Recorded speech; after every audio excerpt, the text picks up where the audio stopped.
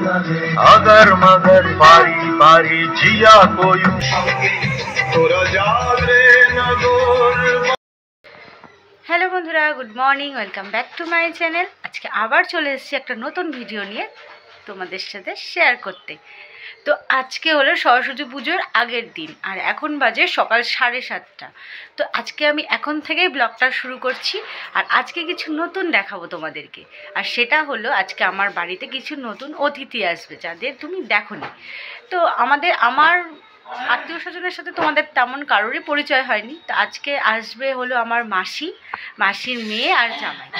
এরা অনেক দিনই আমাদের বাড়িতে আসেনি, তো এবার আসবে। সেই এসেছিল আমার মেয়ের অন্নপ্রাশনের সময়, আবার এখন এই সরস্বতী পুজো উপলক্ষে আসছে। তো অনেক দিন ধরেই আসবে করছিল। তো আমি বললাম সরস্বতী পুজোর সময় এলে তোরা এখানকার মানে এত সুন্দর সরস্বতী পুজোটা দেখতেও পারবি আর ঘুরেও যেতে পারবি, সেই জন্য আমি ওদেরকে এখন আসতে বললাম। আমার মাসি এসেছিল এর আগে অন্নপ্রাশনের সময় মেয়ের, কিন্তু আমার দিদি জামাইবুড়া কখনো আসেনি। তো ওরা এবার ফার্স্ট টাইম আসছে। তো তার জন্য আমি সকাল থেকে একটু ব্যস্ত, মানে রান্না বান্না করতে হবে। তো বন্ধুরা ওরা আসুক, ওদের সাথে তো তোমাদের পরিচয় করাবোই। দিদিরা আসবে বলে দেখো সকাল সকাল আমি বসে পড়েছি, সবজি কাটছি, কারণ রান্নাটা তাড়াতাড়ি সেরে নেব। তাহলে রান্নাটা সেরে নিলে ওদের সাথে একটু কথা বলার সময় পাবো। তাই আমি তাড়াতাড়ি করে সকাল সকাল উঠে সবজি কাটতে বসে পড়েছি। সকাল সকাল আমি রান্নাটা শুরু করে ফেললাম। তো আজকে রান্না হবে ভেজ ডাল, বেগুন ভাজা, পালং শাক মাছের মাথা দিয়ে, আর মুরগির মাংস। প্রথম দিন আসছে, নর্মাল খাবার দাবারই হোক, তারপরে দেখা যাবে, ওরা তো থাকবে 2-3 দিন। তো দেখবো কি রান্না করে খাওয়ানো যায় ওদেরকে। তো বন্ধুরা আমি আস্তে আস্তে রান্নাগুলো সেরে নিই, তোমরা আমার সঙ্গে থাকো। রান্না বান্না অনেকটাই শেষ হয়ে গেছে, আর স্নান করে নিয়েছি। তো দেখো কি কি রান্না করলাম। এদিকে ডাল, চাটনি, বেগুন ভাজা, এগুলো সব হয়ে গেছে। আর মা পালং শাকটাও করে নিয়েছে মাছের মাথা দিয়ে। তো ওরা চলে এসছে, স্টেশনের কাছে চলে এসেছে, এবার টোটো করে এখানে চলে আসবে। তো আমি যাই, গিয়ে ওদেরকে পিক আপ করে নিয়ে আসি, মানে নিচ থেকে আর কি। দিদিরা এসে গেছে।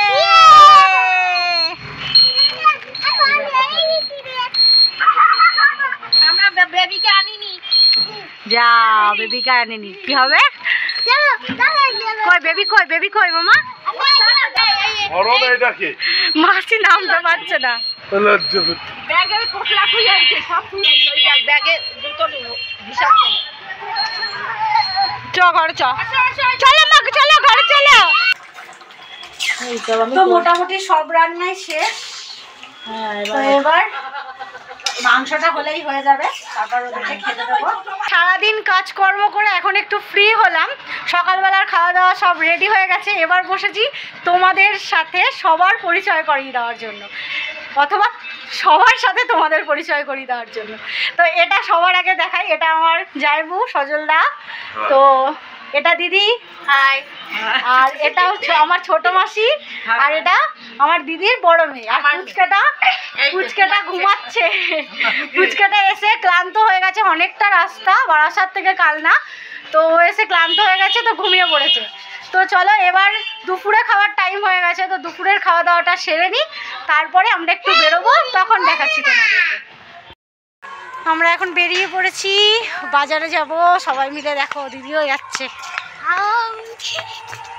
তো এখন যাওয়া হচ্ছে সরস্বতী পুজোর শাড়ি কিনতে। দেখি কি শাড়ি কিনি, মেয়ের জন্য শাড়ি কিনবো।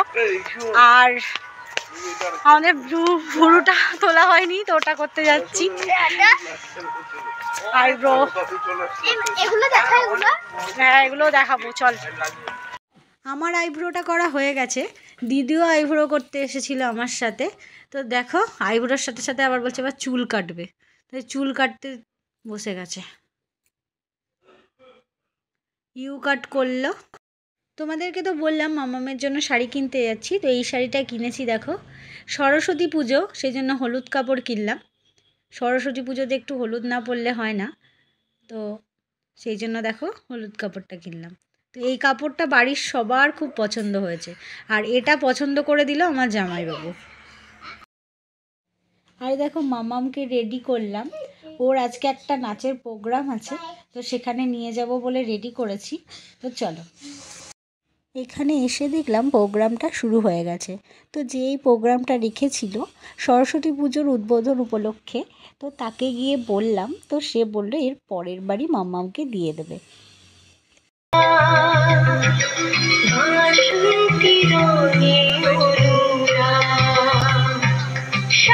থাকে সেই মিষ্টি একটি নাচ আমরা দেখতে চলেছি।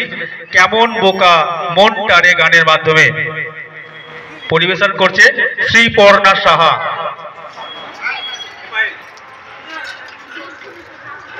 শ্রীপর্ণা খুব সুন্দরভাবে বসে আছে। সৌরভ রেডি করো।